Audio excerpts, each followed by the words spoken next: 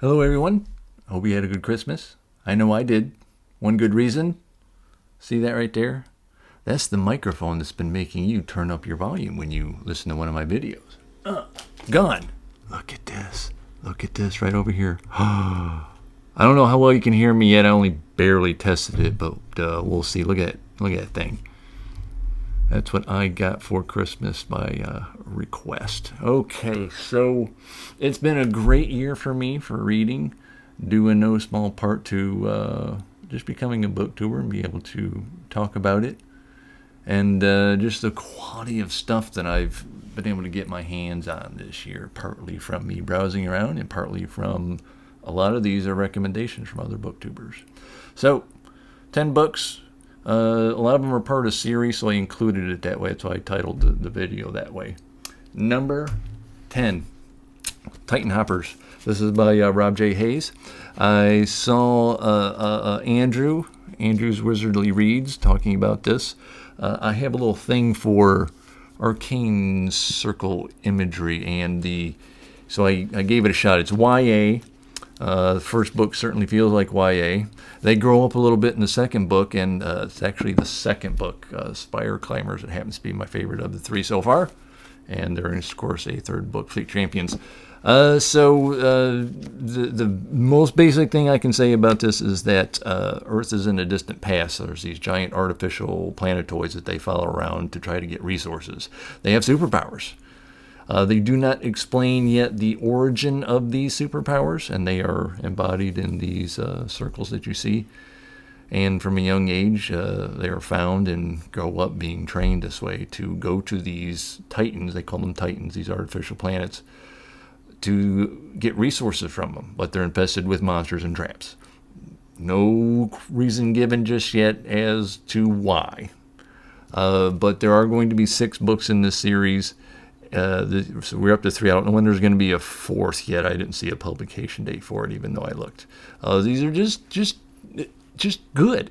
Don't review. But this is YA that I gave a shot to, and it appealed to me. I actually really enjoyed it. I'm looking forward to the rest.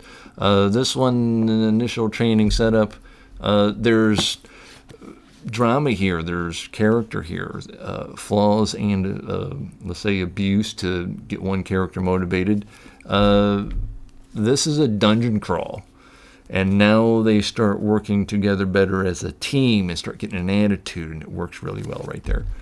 And this one falls into a trap of YA. There's this theme always in these young adult books about some kind of lethal competition and using the children as the combatants, and this one does it too. It's still good. I still enjoyed it. It's just I didn't enjoy that particular aspect of it. But now that it's done and gone, let's see what happens with the other 3 books. But I think these are worth people's time. Number 9. This is The Bloodstones by Tori Tekken. I only heard about this because, what's her name? Murphy something or other. Interviewed Tori. I didn't even know Tori existed as a person. And she interviewed her about this book, and I'm glad I picked it up. This is, we have Garen, and Garen is born into royalty, but he gets abducted and put into a world of espionage in the kingdom in which he is royalty. He is taken away. There's a found family item here, lost family item here, betrayal family item there. With that comes, oh my God, Sindri. Almost forgot her name. Sindri's a barbarian. There's a really neat theme in these books about it's either two sides of the same coin, yin and yang, opposites, opposing forces. Garen, in his world, there's I believe it's the fox and the wolf. So you have to be crafty, but you have to be strong. In her world, it's called the fist or the open hand. To exemplify that a little more, Garen's in classes with his, writing, paper, pens, learning about calligraphy. In Sindri's world, they tried to bring paper to her tribe, and they're like, what? Pfft, we don't need paper. Small spoiler, the 2 of them do not meet in this book. And so I am looking forward to, I don't know, are they going to meld? Are they going to clash? Are they going to be allies, enemies? There's going to be a lot of gray. The thing Tori does here, there's one particular character. He is Garen's trainer. And I thought to myself, oh, here's his storyline and where he's going. And then when you think you know where he's going, oops, oh, it goes that way. So a little nice bit of unpredictability in your assumptions about plots and themes right here. Number 8. This is the Sword Defiant, the both books by Gareth Hanrahan. The Sword Defiant and the Sword Unbound. I don't think you need to be a fan of Dungeons and Dragons in order to enjoy these, but it probably helps a little bit. The centerpiece right here, the sword, this powerful artifact, sentient, smart-assed, intelligent. Is it manipulating him? Is it helping him? Is it trying to do both? Seems to be like flat out neutral, but you're just not sure until push comes to shove in this book. This takes place after a group of adventurers have actually retired after defeating this vast evil, and things are starting to arise again. You've got a fighter, you got a wizard, you got a thief, and so on in this group. And the warrior guy, he's been given custody of this sword, and he has been his caretaker. And he's not stupid, but he likes to keep things simple and leaves the real complex stuff to the, if you want to call them, smarter people. This just was a nice breath of fresh air for me as far as fantasy went. That's good stuff. I forgot my place. Number 6. So we have Born by Jeff Vandermeer. This is, I guess you could call it post-apocalyptic. Somebody busted the world, and very strange mutations occur. You have a couple here, and the woman discovers this creature, and that's Born. And Born is just one of 2 of the most enjoyable characters I've encountered here. He spends quite a bit of this book trying not to eat them. He's trying to fit in, he's trying to grow, he wants to be part of the family. One of the 2 people is not in favor of this because they think he is very dangerous, and he is. So you have a 3-way dance conflict there going on in this world. In that same world, much smaller book, real quick, The Strange Bird. That was a fun read too. However, Dead Astronauts I didn't finish. I didn't make it 50 pages, just was not for me, but still, it was part of a series that I liked, and so I'll mention all 3 right there. Again, Jeff Vandermeer at number, Christ, I'm losing my place here. There's 10, there's 9, there's 8, there's 7, so this is 6. Annihilation, Southern Reach. I enjoyed all 3 books. A lot of people like, this is good, this is not so good, and this is even worse or something. I just really enjoyed all 3 books. Annihilation is going to be, however, I think always remembered as the seminal, the classic. The Area X, this warpage of reality, maybe, and just changes everyone that goes in, and then you get... what's interesting about this, for me, is I'm a bit of a science reader, and there's always this mystery about what Area X is supposed to be. Well, he gives you the answer. It's in here in this 3rd book, but people don't, they like kind of gloss over it, or they don't know what he's talking about or something. But I've given it away in a video I did for it, so if you want to look at that, but the answer's in there. If you have seen the film Annihilation, it doesn't spoil the book, and the book does not spoil the movie, so that's 2 for the price of 1 you get right there. Number 5. China Miaiville, Perdido Street Station. I like that cover too. So this is a city. It is a steampunk story. The city given, there is a map, is at least twice the size of Manhattan in terms of area, maybe 3. You have essentially the lead guy, he does get a task from someone who was a bird man who wants his wings back, and he has a whole story as to why he lost those wings. Our guy here is a scientist.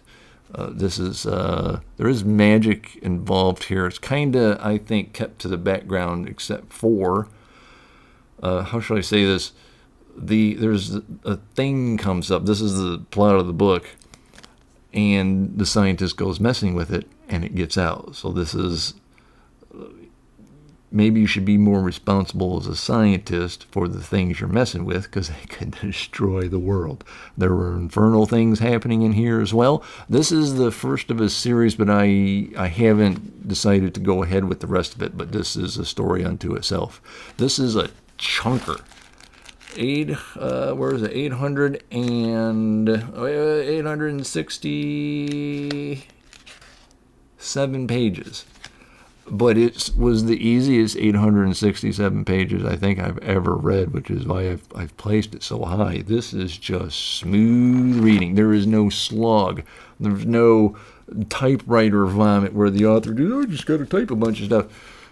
This, I read this quickly, just as quick as I did books half as long, and really enjoyed this. That's a great story there, and maybe one day I'll continue with the rest of it. Number 4. There it is. There's my Dresden tree. Oh, the star came off. Well, I got to take the tree down anyway. Here we go. Got all my bulbs in there. Boom, boom. They kept falling out. It's like the weight of the books doesn't quite hold them all in there. I get them all out good. This, I had read the first book many years ago. It's upside down. And enjoyed it and told myself I would continue, but it didn't blow me away that I needed to. So years went by before I got back to it. So I started doing that, primarily influenced from Discord people who just went on and on and on about it.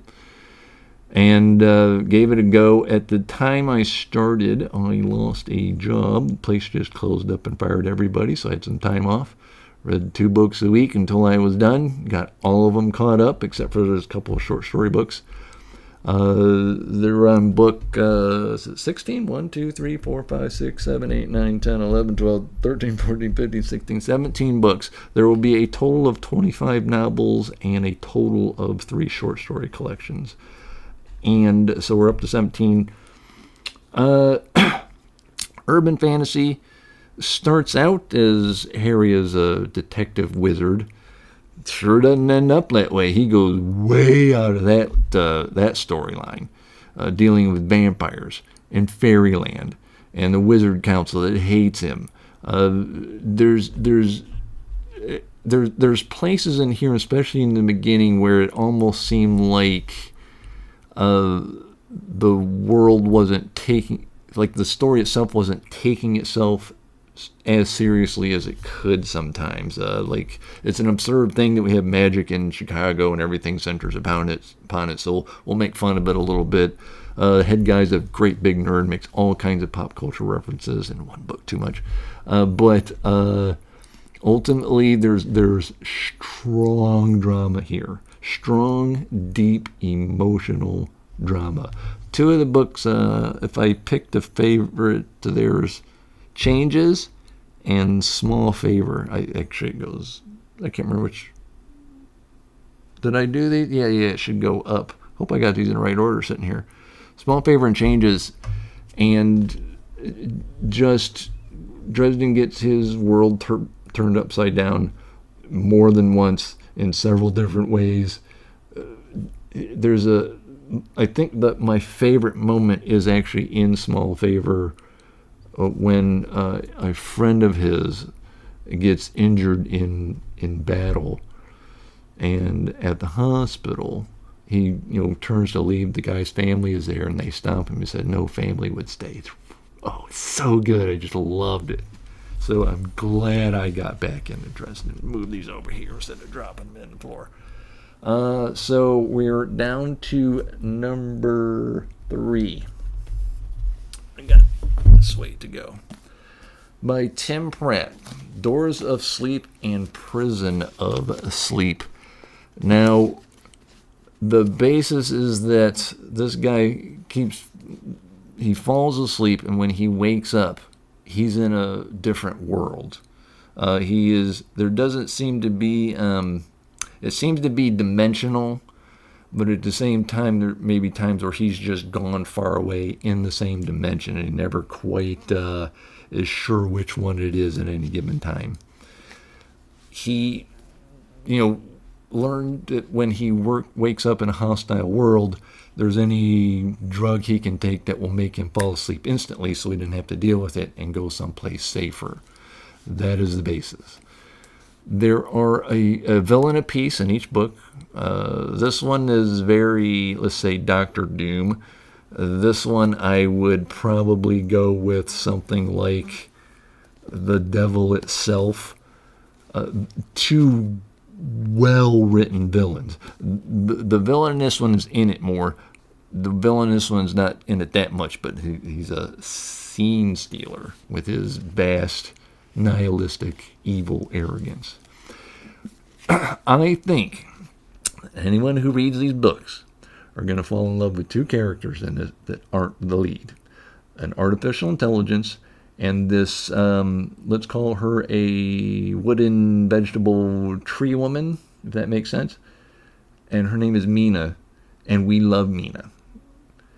Mina is wonderful. Mina is fun, capable, smart. She is a biochemical genius without rival. And you fall in love with her and her dynamics with the artificial intelligence too. The 3 of them, the lead, Mina, and the AI. Still a good book, the sequel, but it suffers a bit simply because the AI and Mina, they're in it, but barely. So get this, a good story by itself, but a couple characters. Mina and Bourne, probably my favorite characters this past year of reading. Number 2. This one came to me via Chanel Chapters. A Short Stay in Hell by Stephen L. Peck. If you look at that cover there, this is all books. Levels of books. This fellow between them. This is only 109 pages, I believe. 109? 104. But this is probably the biggest book in its concept that I have ever read. This is a mind screw. This is nightmarish. This is a fellow dies, goes to hell, kinda. And matter of fact, in the beginning, it's funny. Dude takes on the form of a demon, and there's hellfire going on behind him out the window. He goes, that's just a TV thing. Don't worry about that. And so they send him in, and what his purpose is now, he has to find the book that describes the entirety of his life.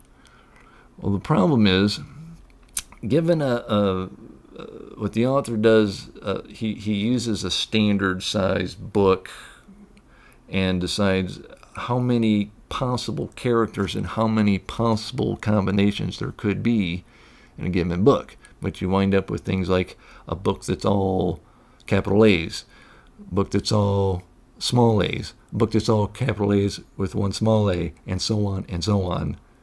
And to give you a little taste of just what that problem amounts to, the lead guy here speculates that he's lived long enough in this search to have universes be born, age, and die over and over, and he's still looking. And he's not the only one. There's other people in here. He describes life with people, long lost loves, how long he spent with them, thousands, tens of thousands of years. And it just goes on. This is just a kick in the head. This is one of the biggest books in such a small form ever. And I have only read it once. I don't reread books that much. It's just it's a good kick in the head if that's what you're looking for, and it's not that long. But number 2, I'm sorry, that was number 2. This is number 1. This is my favorite book of 2024. This came to me watching Tori Tech and Video. Had I not watched her get interviewed, to publish a book, to then follow her channel, and she just mentioned this, and I was like, oh, that's right up my alley. This is Seasons of Albone. It's called the 8th Chant series. Is by Elon Marsh and Christopher Warman, and that's the first book. It does have a sequel. I'll get that in a minute. This is 4 short stories. They are interconnected, overlap just a little bit. The first one is about a witch out in the woods. Someone comes needing a cure for something, unleashes a curse inside the house. But this lady here is sent out by the witch. You got to go find this cure. Hurry up and gather some ingredients. And oh man, she's really got to rush. I will not tell you any more about that first story because the end of this is a shocker. That's a kick to the gut right there in that first story. I was like, oh my God, awesome ending. And then it sets up the suspense for the other 3 stories that it is linked to. And this is the place it does take place in. This scene happens in the book. She's looking off to the Capitol here. This is a workplace, a mining there. This mountain is there, that's in the story here. I guess the witch's hut is somewhere in the back here. And after her comes this fella. He is a drunk.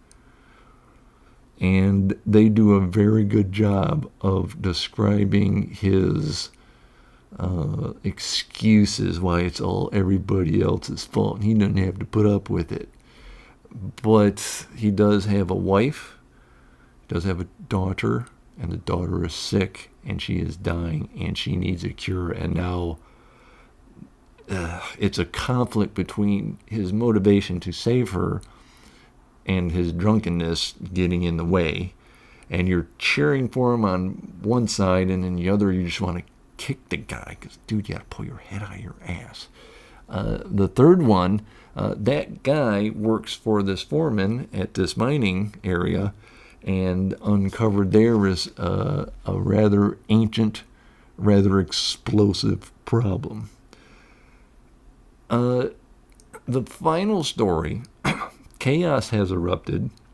A daughter is injured, and this lady needs to find a way to cure her, to help her, to save her. And that wraps around back to the first story. This is just fantasy done right. It's a fairy tale. It's fey and perilous. It's dangerous with wishing trees and maybe doing things one too many times when you shouldn't. Just all around, hit the mark. Let me do this now. A Contract in Soul Form. So this is the sequel, but it's not a direct sequel because this is a full-length novel rather than short stories. It introduces all new characters and just deals with them. You have a ancient, is she an elf? She's an ancient woman, let's put it that way. And her counterpart is a kid who was royalty, but the kingdom was taken from him. And oh my God, is he such a spoiled brat, and he is written so well that I hated this kid. I don't know what I would do dealing with someone like that in real life, other than tell them what to go do with themselves. And it works in every way. I want to say, like, for example, my favorite series of all time is The Chronicles of Thomas Covenant, the Unbeliever. But I don't recommend that for everybody. It's not for everybody.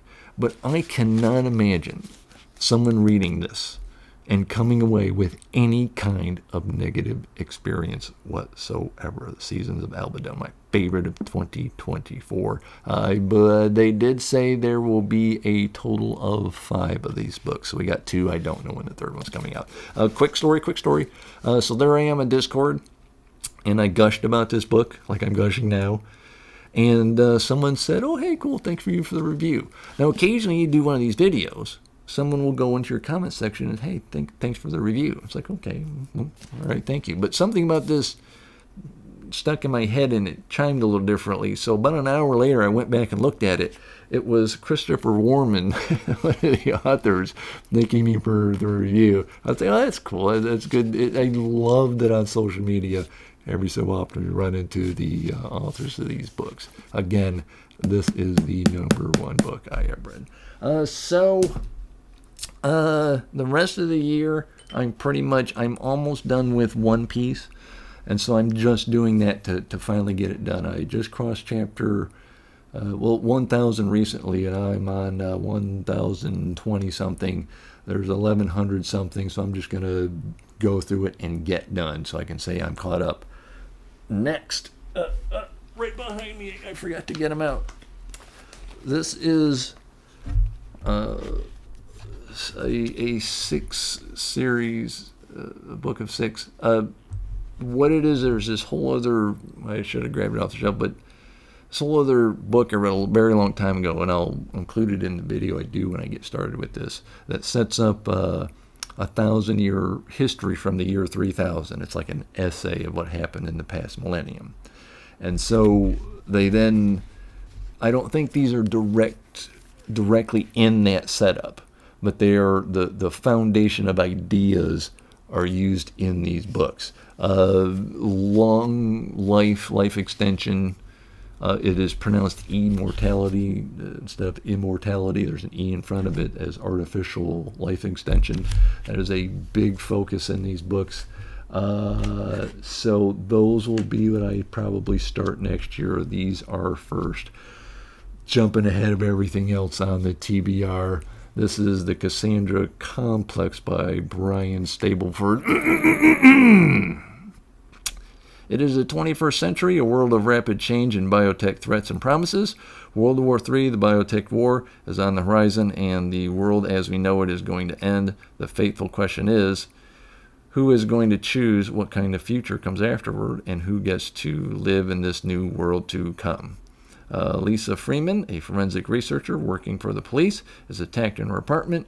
Jordan Miller, a distinguished scientist whom Lisa once loved, has disappeared with a secret discovery. But what has he discovered that everyone wants? I've heard mixed things about these books, but overall it seems to be, at least 3-star books, that kind of thing. Hopefully, I went ahead and just bought them. I was like, I'm jumping in. Usually when I do this sort of thing, I buy the first book, and if I like the first book, I buy the second. So far, I've said, screw it. The previous book, the Third Millennium book, the history of 2000 to 3000, I loved it. So I just jumped in. These are next. That's it. That's it for me. Hope you have a great new year. I'm not sure what I'm going to do. January, 1 year as a booktuber. I'll find something to do for that. That's it. That's my top 10 of the year. A great year. Great year as a booktuber. Not my little bitty channel, but I still enjoyed doing this immensely. And thank you all for commenting. I'm just shy of 400 subscribers now. Feels pretty good. Talked to a lot of new people, other booktubers, and that's great. I can't wait to find some way to celebrate 1 year as a YouTuber. Enjoy your new year. I'm going to try to do the same. Thank you very much. Bye-bye now.